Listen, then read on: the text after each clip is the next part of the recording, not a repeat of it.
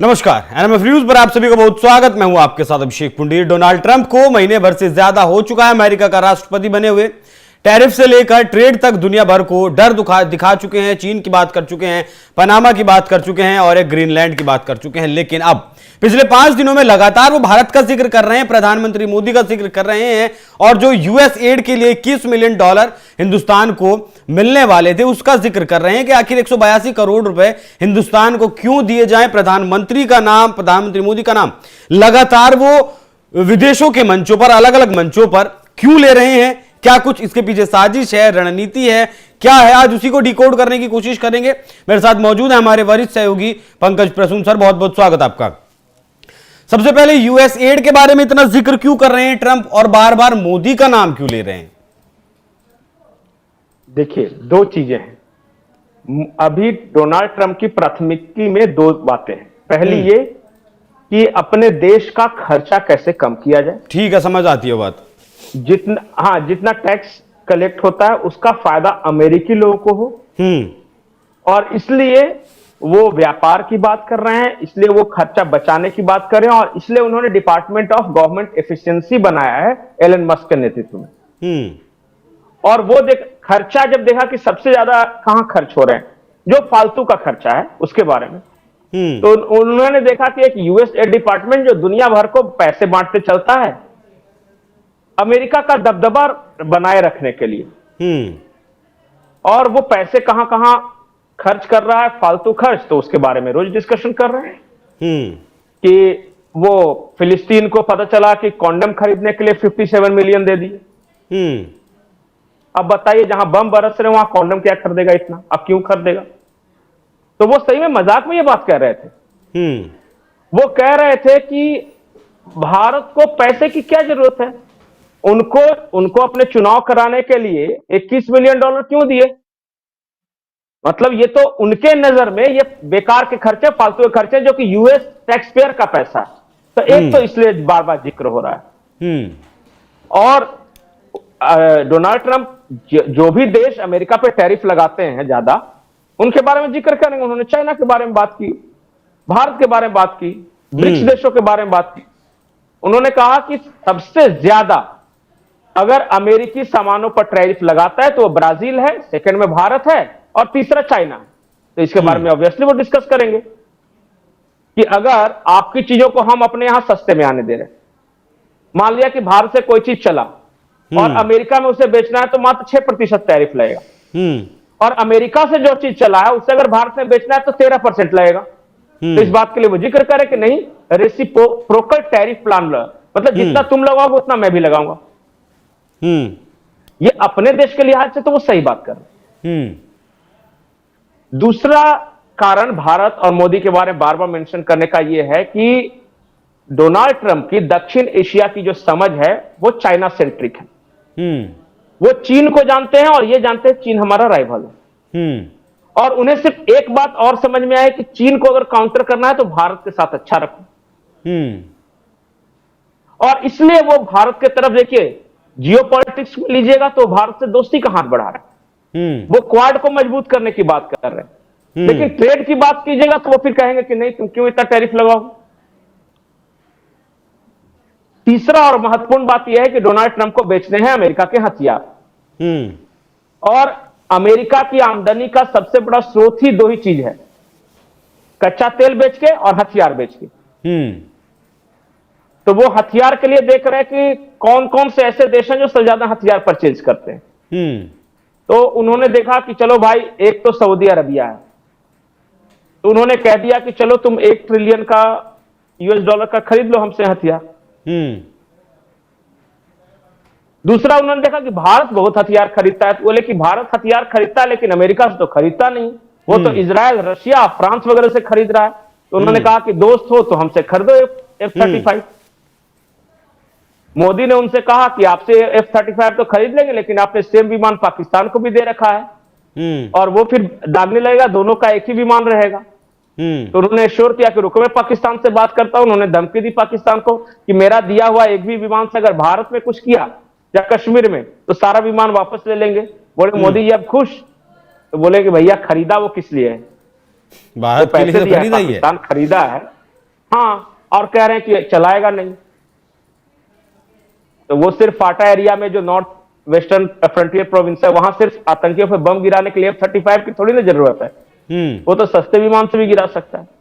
ठीक तो है। ये सब चल रहा है और हर दिन इसलिए वो चर्चा आ रही है। आखिरी और महत्वपूर्ण बात, दुनिया भर में 90s के दशक में एक लेफ्ट लिबरल इकोसिस्टम का निर्माण हुआ। इसका निर्माण किसने किया था? बिल क्लिंटन और टोनी ब्लेयर ने मिलकर।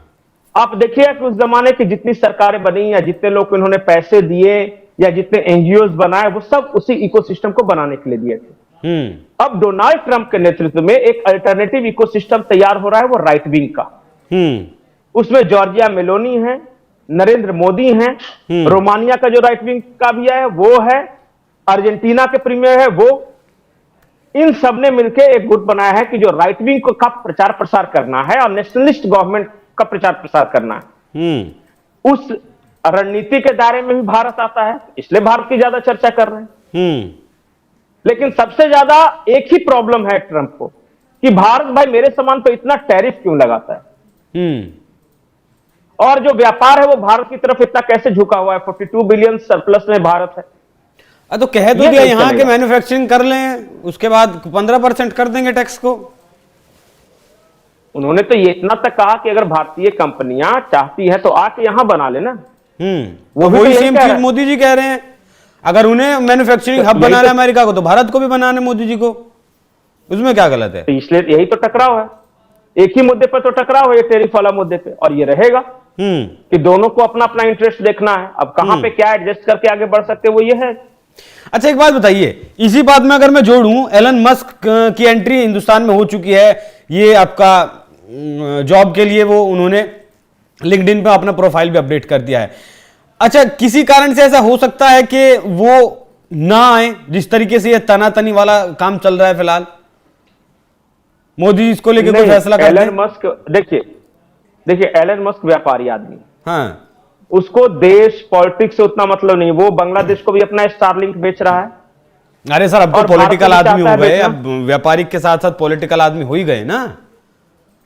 नहीं, वो दबाव बनाने के लिए वो सारी बातें होती है। एलन मस्क की कोशिश ये है, बहुत दिनों से कोशिश कर रहा है कि टेस्ला को लेकर भारत में आए।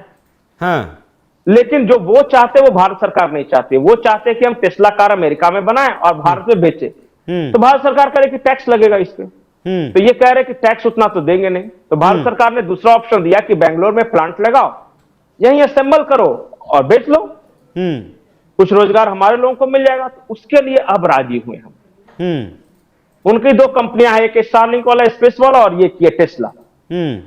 तो टेस्ला में बेंगलोर में जगह देने के लिए, बेंगलोर के पास ही जगह देने के लिए तैयार थे। आप पसंद कर लो भारत में कहां पे करोगे, उसके लिए कोई ये बाउंडेशन नहीं है। टेस्ला का आओ, पार्ट्स असेंबल यहां होगा और यहां बेच दो। बहुत सारी कंपनियां कर रही हैं। और दूसरा जो डोनाल्ड ट्रंप हमेशा उदाहरण बताते हैं, हार्ले डेविसन, वो कहते हैं कि भारत में बहुत महंगा पड़ता है, जितने की गाड़ी है उतना ही टैक्स ले लेता है भारत। तो वो रॉयल एनफील्ड बेचने के चक्कर में टैरिफ खेल तो नहीं रहे हैं ट्रंप मोदी के साथ। नहीं, देखिए वो बात सच है कि भारत जो है वो ज्यादा टैरिफ अमेरिकी सामान पे लगाता है। बिल्कुल सच है, इससे कोई इनकार नहीं करता है। तो वो उस देश का जो राष्ट्रपति है वो यही चाहेगा ना कि मैं कहीं भी किसी देश में सामान बेचूं तो उस देश में कम टैक्स चुकाना पड़े चुंगी। क्यों अमेरिका से ज्यादा कोई क्यों टैक्स लेगा और आपको क्यों कंसेशन कोई देगा? वो देने की स्थिति में है इसलिए देंगे, देते आ ही नहीं रहे अभी तक। इससे पहले बाइडेन थे, ट्रंप भी थे, उससे पहले वो छूट तो मिली हुई थी लगातार।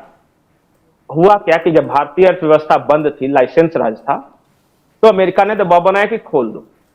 तो भारत ने कहा कि खोल तो देंगे, लेकिन हमारे यहां तो न बनाने वाली कंपनियां हैं न फैक्ट्रियां हैं, पता चले सारा अमेरिकी सामान भर जाएगा हमारे यहां, तो फिर वही हम इकोनॉमिकली गुलाम हो जाएंगे। तो उन्होंने कहा कि एक काम करो, तुम ज्यादा टैक्स लेना, हम कम लेंगे। उस वक्त की बात थी।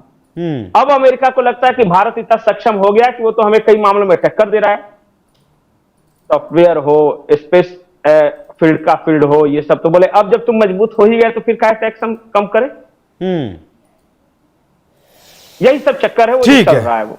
ठीक है। इसलिए बार बार मेंशन कर रहे हैं मोदी जी का। तो 5 दिन में लगातार 5 बार 182 करोड़ का जिक्र कर चुके हैं। हालांकि 23 फरवरी को तो 182 करोड़ को उन्होंने 156 करोड़ भी बोल दिया। अब जो 5 दिन में लगातार 5 बार, ये ट्रंप का दर्द छलका है? इसके पीछे व्यापारिक कुछ कारण है, टैरिफ है, किसी बात को दबाव बनाकर कुछ अपना मसला हल करवाना चाहते हैं ट्रंप? क्या कुछ होने वाला है, ये आने वाला वक्त जरूर बताएगा। जी पंकज जी। जियोपॉलिटिक्स में भारत अमेरिका एक तरफ, व्यापार में टकराव है, और एक और दोनों का जो सामान दर्द है ट्रंप का और मोदी का, दोनों का, कि दोनों को बाइडेन ने डीप स्टेट से तबाह करने की कोशिश की, और इस मामले में दोनों एक साथ है। ठीक है, तो दोनों एक साथ हैं। अब देखना दिलचस्प होगा कि ट्रंप के इन बयानों से आने वाले दिनों में क्या कुछ प्रभाव हिंदुस्तान की राजनीति पर, हिंदुस्तान किस तरीके से जियोपॉलिटिकली जो कर रहा है उस पर क्या कुछ फर्क पड़ता है या नहीं पड़ता है। बाकी पंकज जी बहुत बहुत धन्यवाद आपका। दर्शकों, चर्चा कैसी लगी कमेंट कर जरूर बताइएगा। नमस्कार।